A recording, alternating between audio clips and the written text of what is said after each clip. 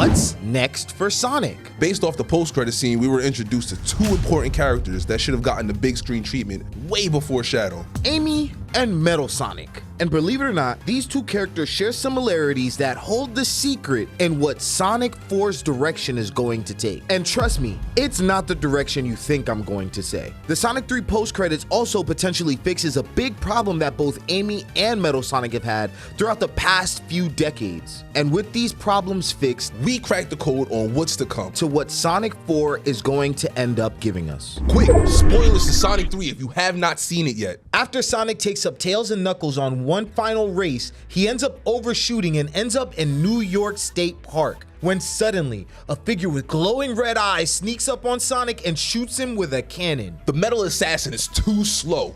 Sonic's able to destroy him in the blink of an eye when suddenly, in the darkness, we see an array of glowing eyes appear from the bushes. It's not just one Metal Sonic anymore, and they all pounce on Sonic until out of nowhere, we see a flash of pink followed by a hammer eliminating all of the hunks of metal. The figure in the hoodie is lit only by the moonlight.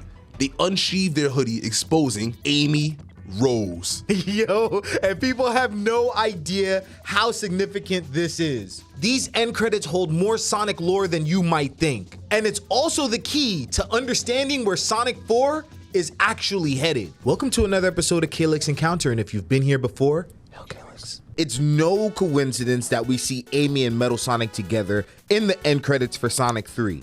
Because back in 1993, both of them were introduced in the third Sonic video game at the same time also. Sonic CD was released for Sega CD, and the premise of the game was interesting at the time because of the way the creators took full advantage of how the Sega CD system worked. Since the game was now in the form of a CD instead of a cartridge, they were able to start storing high quality sound, but also store data. You still don't have a Sega CD?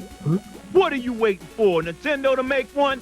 Now that the Sega CD was able to store data, we were able to get the first ever animated Sonic intro, animated by Toei Animation, the same animation studio that gave us One Piece, Dragon Ball, and even Sailor Moon. So in Sonic CD's intro, we see Sonic running up to Little Planet. The crust of Little Planet looks to be layered in a metal, and that's where the story begins. Little Planet used to be full of life, but Robotnik set foot on it and searched for the time stones so that he could rewrite history. And in his quest, he began terraforming the land using generators, and it slowly started destroying the wildlife. Now here's a key detail I need you guys to remember for later on in this video. Once Sonic steps foot on Little Planet, he meets Amy. What the heck was she doing on Little Planet? Well, in the Japanese manual for Sonic CD specifically, they said, Amy is a cheerful girl full of energy who likes mysterious things and fortune telling. She came to Little Planet by the divine message of cards, but there she has a destined encounter with Sonic. Remember that for later on in the video, because then it goes on to say that Amy's special skills are cartomancy and dowsing. And already in 1 minute and 20 seconds, Amy and Metal Sonic's issues that they've had for over 2 decades seems to be solved in one post-credit scene. This is exactly why we know what's going to take place in Sonic 4. Now, Robotnik didn't go to Little Planet alone. He brought some help.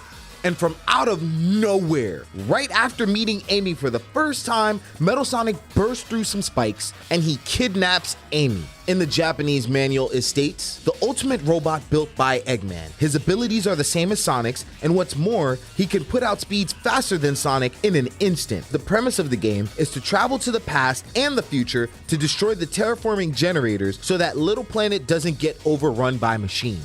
At the very end of the game, you get your final showdown with Metal Sonic. You save Amy, and Little Planet is free. It takes off into orbit, and everything is happy. Wrong, because there are multiple endings. And this is where I think Sonic 4 is going to draw its inspiration. In Sonic CD, there are multiple endings. Because if you don't destroy the generators, you still save Amy. Little Planet will still go off into orbit because you saved it, but Robotnik ends up getting away with time stones. And just like with what Thanos did to Vision, he just turns back the clock and brings Little Planet right back to where it was in the beginning of the game. After Sonic CD, Metal Sonic and Amy both had issues that plagued them throughout the entirety of Sonic's journey. And it seems like that end credit fixed all of that. See, a big problem for Metal Sonic was that after his defeat in Sonic CD, he's not really used much more in Sonic lore, or at least to the way that he's capable of being used. This is a character that mirrors Sonic, is capable of even moving faster than Sonic in some cases,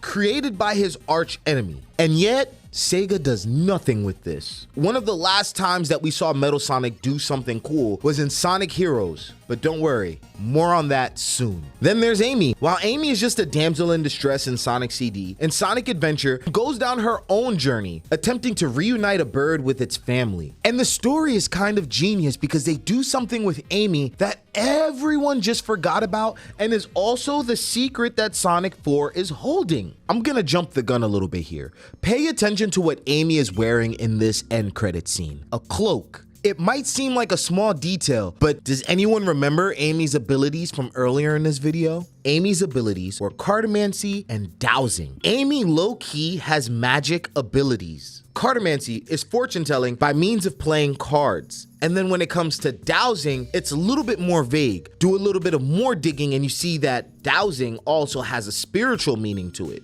And HappySoulCrystals.com says practitioners use dowsing to locate minerals, lost objects, and even to connect with spiritual energies. At its core, dowsing is about sensitivity to the energies around us. The practice is as much about the dowser's connection to the energy as it is the tool itself. Remember, earlier in this video, I had told you something. Pop quiz. How did Amy know where Sonic was going to be when he arrived on Little Planet? Her fortune-telling cards and dowsing. Not only did the manuals tell us this, but Amy is able to see into the future and find people just like how she found Sonic in Sonic CD, the bird's family in Sonic Adventure 1, and even Froggy in Sonic Heroes.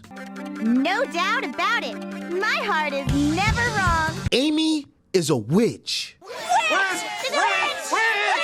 So now, when we get to the end credits of Sonic 3, how did Amy know exactly where Sonic was going to be? The same way she knew in Sonic CD. Her fortune-telling cards and her abilities to sense energy. Amy, did your fortune cards warn you about any of this? She showed up on a full moon in a cowl and used her magic to save Sonic. And in less than 2 minutes, we see Amy's full-on abilities. Now, the only thing left for us to uncover in order for us to solve the mysteries of Sonic 4 is, where did Metal Sonic come from? As you guys have watched the video, a lot of you guys have probably been expecting me to say that Metal Sonic is from the future and he comes to the past to eliminate Sonic. You might say that these chain of events end up leading to introduce Silver, but what if I told you there is no time travel? Knowing that the past 3 movies were loosely based on the games, we know all we could do is look to Sonic CD as a guide. Time travel isn't the only thing that makes Sonic CD unique. It's also the story of Little Planet itself. And this is where I think Dr. Eggman / Jim Carrey comes into play. Back when the second Sonic was released, Jim Carrey announced his retirement, but that still doesn't answer the question of who built Metal Sonic? Well, just like in the games, and just like it's gonna happen in the movies, Dr. Robotnik builds Metal Sonic. In Sonic 3, Dr. Robotnik survives the explosion. Eggman doesn't die from explosions. It's a gag at this point. It's like Team Rocket being blasted off into space again. Remember when everyone in Sonic 3 thought Eggman didn't survive the events of Sonic 2? Jim Carrey will return for Sonic 4, and he will be the maker for Metal Sonic. In a recent interview for Sonic 3, while reflecting on his retirement statements, he said this. You can't be definite about these things. I said I'd like to retire, but, you know, I think I was talking more about power resting. But is it fair to say that you think this is the end of the road for your version of Robotnik? I really don't want to say anymore. You know, I go out on the limb and say these things, and then fate makes a liar out of me. And so with all of those puzzle pieces in place, we finally solve what Sonic 4 is going to be all about. After the explosion in Sonic 3, Robotnik finds Little Planet and begins to terraform it for its resources. Amy is looking for Sonic so that he can help her stop Dr. Robotnik from destroying Little Planet. And from here, Robotnik creates Metal Sonic and sends him to destroy the actual Sonic on Earth. Amy is headed to Earth because she can't stop Robotnik alone. 0 time travel. But this is where Metal Sonic finally gets his redemption. By the end of Sonic 4, the filmmakers will take full inspiration from Sonic Heroes. Metal Sonic will break free from Robotnik and become Neo Metal Sonic. And Metal Madness, a giant metal dragon that had me crashing out as a 6-year-old. Bro, you tripping?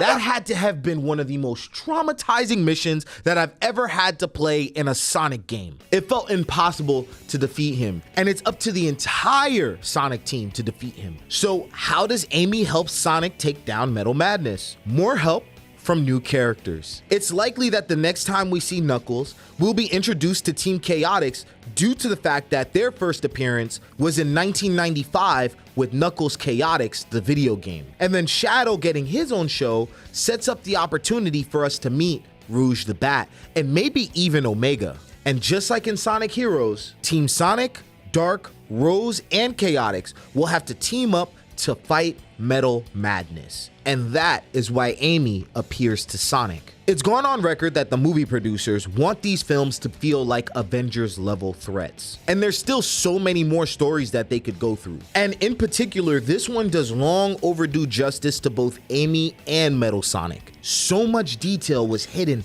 in 2 minutes of end credits. But see, in order for all of this to even work, I feel like we gotta make sure we cast Amy properly. And Metal Sonic. I prefer my voice actors over celebrities. For the celebrity option, I say Margot Robbie for Amy Rose. For the voice acting pick, I choose Tara Strong. For those of you who don't know Tara Strong, pick any cartoon from the early 2000s to 2015. Any cartoon, it doesn't really matter. Wish Cosmo and Wanda were here. I was Baby Dale. I'm just as tough as Blossom and Buttercup. Azarath, Metreon, Zinthos. I have somebody for Metal Sonic though. Okay, I'm all ears. So I think based off of everything we spoke about, Metal Sonic needs to get respect put on his name. He needs to be menacing. He needs to have a dark, scary voice. And who else would be better for that than Mr. Thanos himself, Josh Brolin? When I'm done, half of humanity will still be alive. Could you imagine Josh Brolin's voice over like a mechanical metal sound? But if it comes down to Silver, I know a lot of people were saying Steven Yeun should play Silver. I wouldn't cast him as my Silver. The only person I think could do the role, Muad'Dib. Oh! Yes. Yeah! Muad'Dib. Okay, I'll give you that. Timothy Chalamet as Silver might work. This is my father's ducal signet.